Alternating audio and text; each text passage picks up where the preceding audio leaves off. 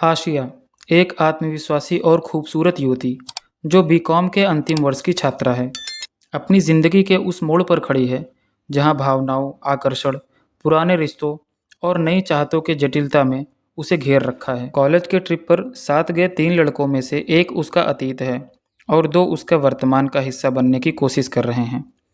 इस यात्रा में जो कुछ हुआ वह सिर्फ एक किस्सा नहीं, बल्कि उसकी पहचान, पसंद और प्यास की दास्तान बन गई। कॉलेज की तरफ से शिमला ट्रिप तय हुई थी। सब स्टूडेंट बहुत उत्साहित थे, लेकिन आशिया के मन में कुछ और ही हलचल चल रही थी। वो बस में बैठी खिड़की से बाहर देख रही थी जब उसकी नज़र सामने से आ रहे एक परिचित चेहरे पर पड़ी। आदित्य। वो उसका पहला प्यार था। उसका रिश्ता बहुत गहराई से भरा हुआ था, मगर आदित्य का जुनून बहुत एक तरफा था। वह आदित्य आज ग्रुप के साथ इस ट्रिप में शामिल हो रहा था।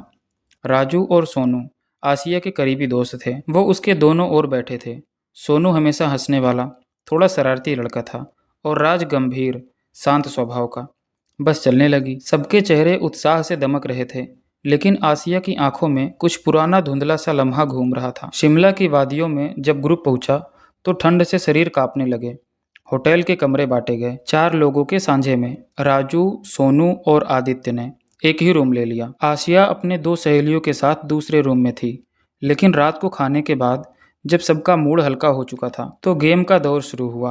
Truth and dare. हंसी मजाक के बीच जब बोतल घूमी तो टर्न आया आदित्य का। उसने बिना झिझक के डेयर लिया और बोला, मैं चाहता हूँ कि मैं आसिया को सॉरी कहूँ, दिल से।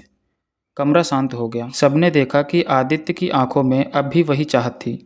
आसिया ने मुस्कुराकर सिर्फ इतना कहा, हम दोस्त हैं अब भी।